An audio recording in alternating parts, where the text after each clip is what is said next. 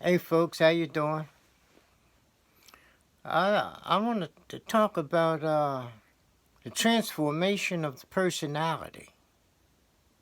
This is something that had been taking place in, in ancient Egypt, the land of the Kemites, for thousands and thousands of years, even before, okay, uh, the Kemites even settled there in the lower Nile Valley, where the Egyptian civilization took place. So this mind transformation, okay, uh, even previous to the dynastic period, the period of the pharaohs, that took place long before the pharaohs, okay, because the king or the chief wanted faithful staff or faithful servants, faithful advisors, etc. You see.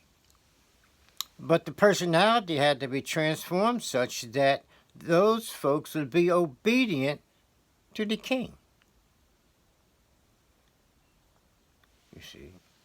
So now, going back to the dynastic period, the period of the pharaohs, when a person came into the temple, okay, let's say to become a priest, that's what they did. They changed his personality.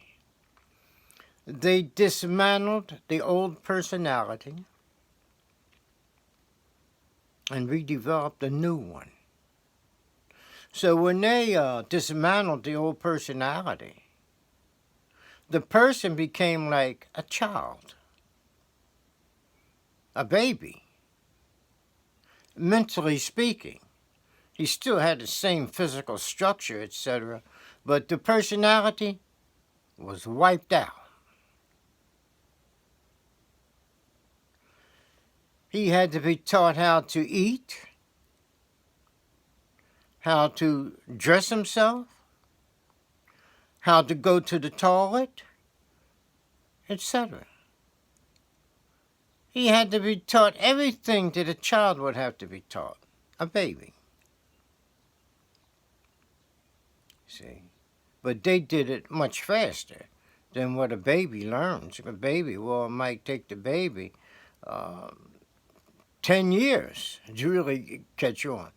But these people going through the initiation process had to catch on much faster. Their personality had to be rebuilt much faster because these people had to become a part of the priestly class. And it was the priests who did everything virtually. They're the ones who ran the universities and any construction that was going to take place, like a dam or a bridge, etc., or the pyramids. Those folks who did all those things had went through the initiation process. And they were largely priests who did this. Now you have other royal family members who went through the process, and maybe some wealthy folks, but they were usually princes and so forth. And they were associated with the royal family anyway, relatives, really. So anyway, the person's personality is actually dismantled, and he would have to be taught everything, even the language, how to talk.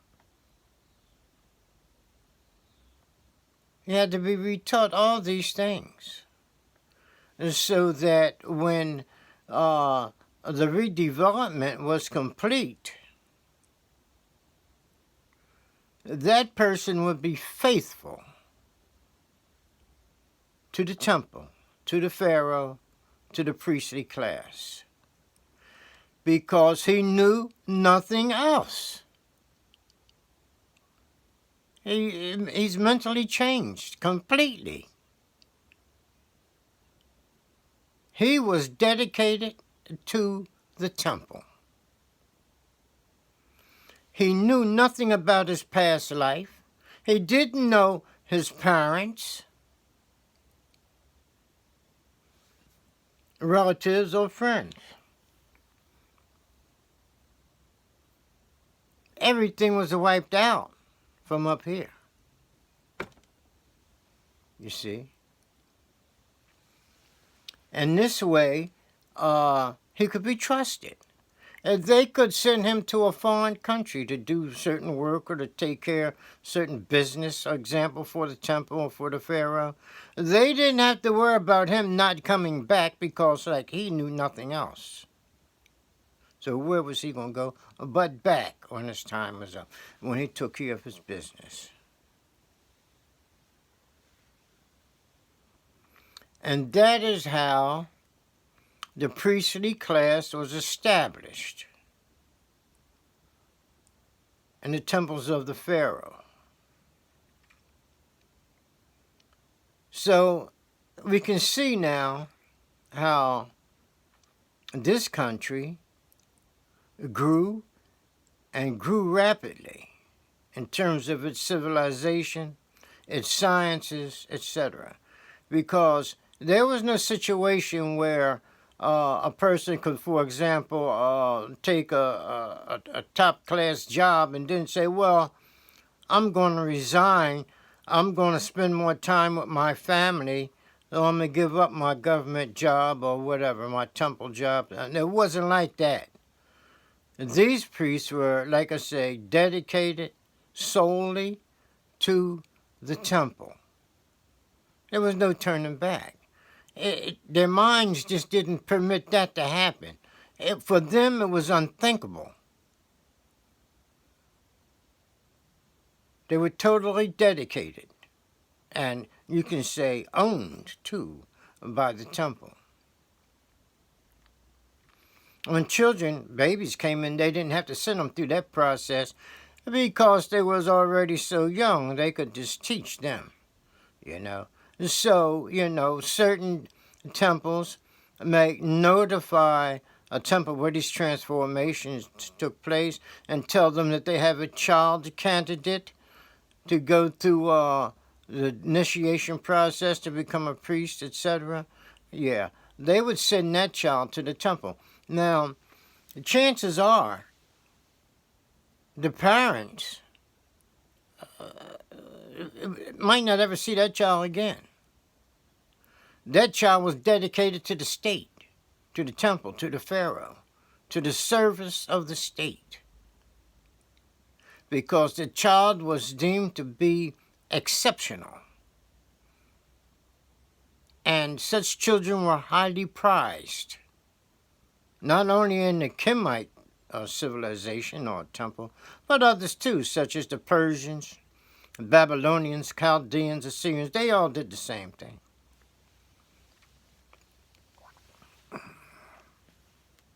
So then, this is where we come to the mystic child. Now, the mystic child could be an adult because, like was said earlier, the mental processes were wiped out. And the person, adult or whatever, had to be, his mentality had to be rebuilt. And so it's like rebuilding or building a child, the mentality. That's basically what it was. You see. And so here we have what we call the mystic child. But that mystic child is actually brought up within what the person is taught. Okay.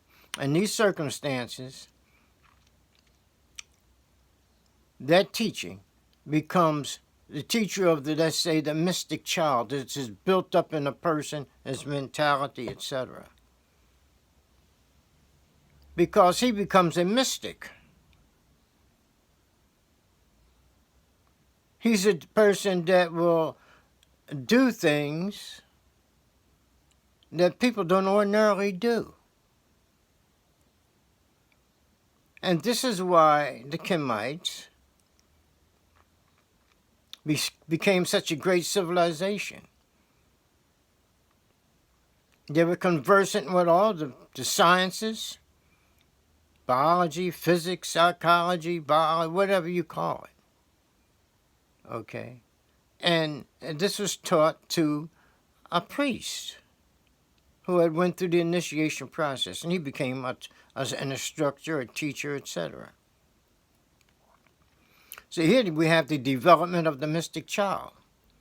Other people can go through this process on their own, but it would take much, much longer, you see.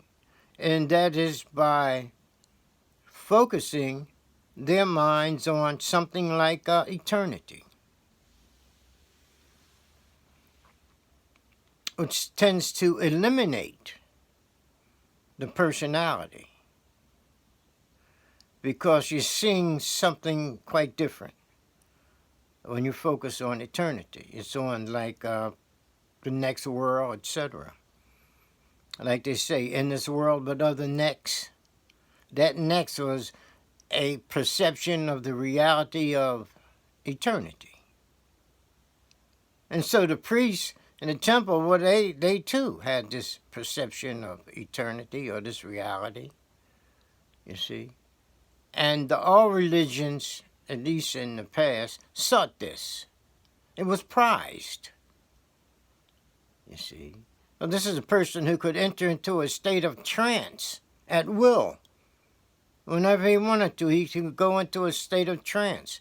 And they often use symbols for this purpose too. Symbols help this. Okay. Well, anyway, that's the development of the mystic child as a consequence of having his personality rehabbed. We can call it that. Taking out the new and taking out the old and putting in the new. That's what it was.